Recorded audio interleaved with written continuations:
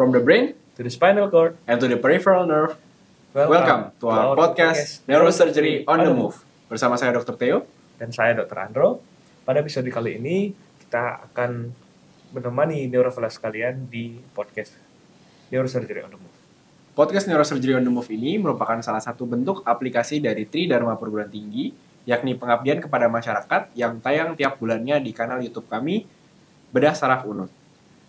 Di podcast ini tentunya akan membahas mengenai topik-topik menarik di bidang bedah saraf, mulai dari penyakit-penyakitnya hingga operasinya, yang akan ditemani oleh narasumber yang kece dan kompeten.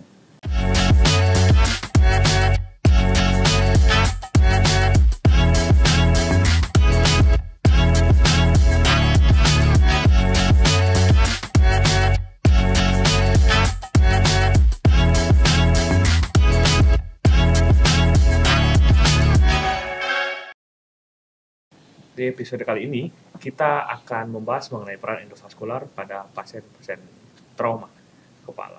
Nah, telah hadir bersama kita dosen pengajar di program studi spesialis bedah saraf Fakultas Kedokteran Universitas Udayana, Dr. Mahdi Gemah Daniswara Maliawan, Magister Kedokteran Klinik Spesialis Bedah Saraf. Selamat datang, Dokter. Ya, selamat datang. Terima kasih di podcast kita kali ini. Terima kasih Andrew dan Theo. Mungkin untuk memulai podcast ini dok nih. Jadi untuk podcast NOTM kali ini yaitu peran endovaskular pada pasien trauma kepala. Mungkin kepada teman-teman yang menonton di rumah, endovaskular itu sebenarnya apa sih dok? Mungkin agak sedikit jarang didengar sama mereka. Ya, jadi endo artinya, jadi endovaskular itu terdiri dari dua kata ya, endo dan vaskular. Jadi endo itu artinya di dalam ya, sedangkan vaskular ya adalah pembuluh darah. Jadi kita melakukan prosedur atau tindakan di dalam pembuluh darah gitu. Jadi bagaimana caranya kita bisa melakukan prosedur atau tindakan di dalam pembuluh darah? Nah, itu perlunya butuh suatu teknologi yang dinamakan DSA ya, atau Digital Subtracting Angiography kepanjangannya. Jadi DSA atau Digital Subtracting Angiography itu adalah suatu pencitraan medis ya yang menggunakan sinar X, di mana setelah kita menggunakan setelah difoto atau diambil gambarnya dengan sinar X, akan dilakukan substraksi atau penghilangan dari tulang, sehingga nanti yang muncul itu adalah gambar pembuluh darah yang jelas. Ya. Dari DSA itu didapatkan gambaran pembuluh darahnya saja. Ya, benar. Nah, untuk DSA itu, dok, kan tadi sudah dijelaskan mengenai DSA itu seperti itu dan fungsinya seperti itu. Nah, apakah dari DSA ini bisa diaplikasikan ke bidang neurotrauma? Ya, jadi DSA itu punya banyak kegunaan ya. Jadi seiring dengan kemajuan teknologi, jadi dengan DSA itu kita yang pertama bisa mengevaluasi kondisi pembuluh darah ya. Jadi itu kalau di kita di bidang bedah saraf tentunya kita akan mengevaluasi pembuluh darah di otak ya, di kepala, di otak ya, maupun di tulang belakang. Jadi fungsinya adalah untuk mendeteksi apakah ada kelainan di pembuluh darah ya. Jadi pada pasien trauma itu banyak sekali yang bisa kita evaluasi ya. Terutama apakah dia ada cedera pembuluh darah atau tidak ya. Sebenarnya pemeriksaan lain untuk mengevaluasi kelainan pembuluh darah itu ada juga ya. Jadi ada yang invasif, ada yang non-invasif. Yang non-invasif itu bisa CT angiografi ya dengan bantuan CT scan dan penyuntikan kontras. Terus yang kedua adalah MR angiografi dengan MRA ya. Jadi itu yang non-invasif, sedangkan yang invasif itu DSA itu sendiri, itu kita tindakannya menggunakan jarum ya, masukkan injeksi kontras ke pembuluh darah.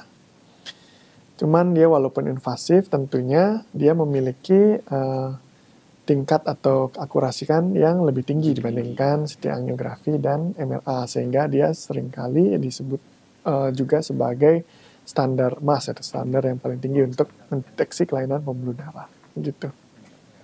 Jadi pada pasien trauma, dia apabila ada misalnya ada gangguan dari pembuluh darah itu sendiri, misalnya cedera pada pembuluh darah otak, di mana kita dari CT angiografi mungkin tidak tampak ya, tidak terlihat, bisa kita lakukan DSA untuk memastikan cederanya di pembuluh darah yang mana dan apa yang bisa kita lakukan di sana. Misalnya pada kasus misalnya cedera kepala yang melibatkan dasar tengkorak sehingga mengakibatkan pembuluh darah otak yang utama di sana pecah, menyebabkan dia gejala di mana ada penonjolan mata ya, saya kita sebut CCF ya. CCF jadi carotid cavernous fistule, di mana salah satu gejalanya itu adalah mata menonjol yang berdenyut, merah. Itu bisa kita deteksi melalui DSA nantinya ya. Sehingga kita bisa lakukan prosedur endovaskular untuk penyakit itu juga. Kemudian apabila ada rupture atau diseksi dari pembuluh darah, bisa kita juga pasang stent di sana ya. Kemudian juga misalnya sering rancu nih, jadi pada CT scan ada subarachnoid hemorrhage ya, itu misalnya, tapi dia kecelakaan. Ya kadang orang tuh rancu nih, dia mungkin saja sih dia memang ada aneurisma sebelumnya dan pecah, tidak terdeteksi, kemudian pecah, kemudian dia kecelakaan. Nah itu kita bisa pastikan ya, dengan tentu kita lakukan dulu CT angiografi.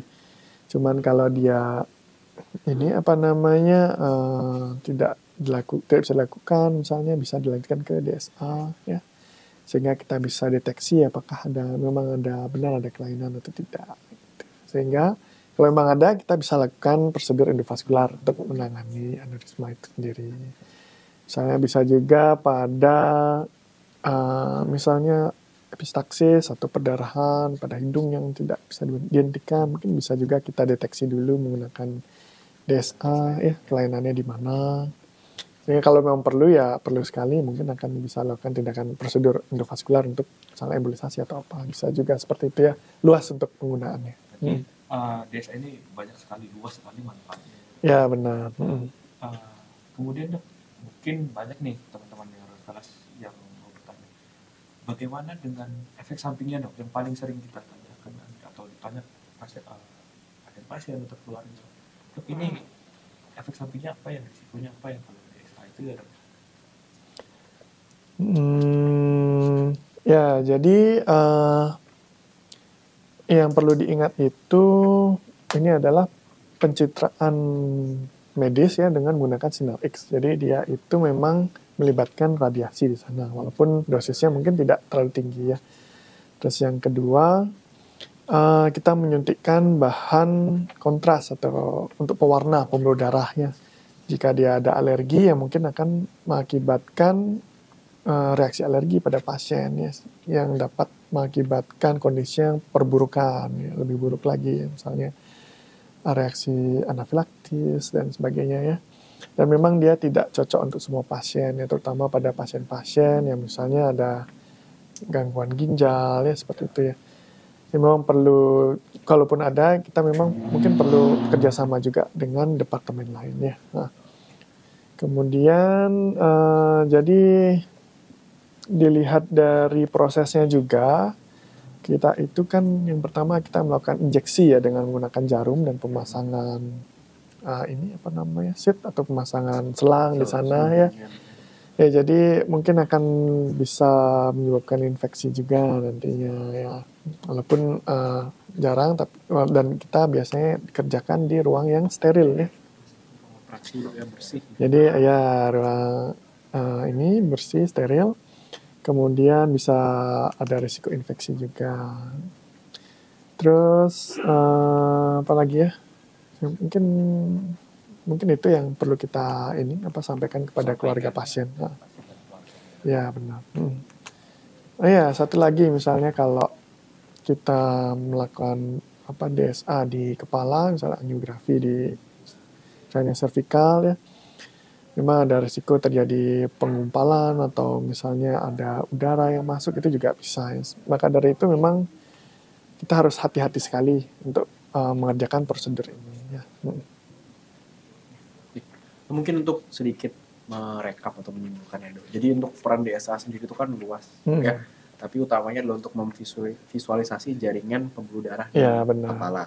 Untuk di bidangnya di neurotrauma ini kita bisa membedakan kalau misalkan pasiennya itu kita curigai ternyata awalnya lesi vaskuler yang mengalami ternyata awalnya dia punya aneurisma misalnya atau penggelembungan dari pembuluh darahnya, kemudian tiba-tiba cedera kepala, jatuh, tidak sadarkan diri, jatuh, terbentur. Itu kita bisa bedakan ya dengan menggunakan DSA. Oh ini ternyata pasiennya awalnya dia bukan cedera kepala, tapi awalnya dia mengalami kejadian yang karena pecahnya pembuluh darah otak dulu, begitu Dok. Bisa kita lihat dari DSA ya. Ya, jadi kembali lagi ininya ya, fungsinya itu ya memang untuk diagnostik ya, untuk diagnostiknya. Dengan DSA ini kita bisa melihat tampilan pembuluh darah dengan lebih jelas. Ya, apalagi dengan kemajuan teknologi, sekarang kita bisa melakukan DSA dengan 3D ya, 3 dimensi. Jadi pembuluh darah bisa dievaluasi secara 3 dimensi. Sehingga mungkin bisa berguna juga untuk perencanaan tindakan selanjutnya ya. Jadi apakah itu ada tindakan endovaskular selanjutnya itu lebih berguna juga. Bahkan kalau memang dia perlu bypass ya atau tindakan penyambungan pembuluh darah nantinya itu dengan DSA atau 3D bisa kita rencanakan, bisa kita melakukan perencanaan dengan lebih matang nanti. Ya, gitu. Berarti untuk penggunaan modalitas DSA ini sendiri tentunya lebih akurat dan lebih bagus juga dibandingkan dengan yang non-invasif seperti CTA. Jadi semua punya kelebihan dan kekurangannya. Mungkin bukan lebih bagus atau tidak, mungkin sesuai dengan indikasinya. Kekuatannya masing-masing. Iya. Mungkin terima kasih banyak dokter atas penjelasan yang luar biasa mengenai sedikit menyentil mengenai teknik endovaskular di bidang neurotrauma ini. Sekali lagi saya ucapkan terima kasih banyak kepada Dr. Made Gemardhani Sora Maliawan, MCAT Clean SPBS, untuk meluangkan waktu yang sudah meluangkan waktunya. Bila misalkan dari penonton ada komentar atau ada saran mengenai topik yang ingin dibahas di Neurosurgery on the Move selanjutnya, bisa berikan komen di Instagram kami yaitu neurosurgery.udayana atau di kanal YouTube kami di Bedah Saraf Unut. Saya Dr. Theo. Saya Dr. Andro. Saya Dr. Gemma. Salam Neurosurgery on the Move.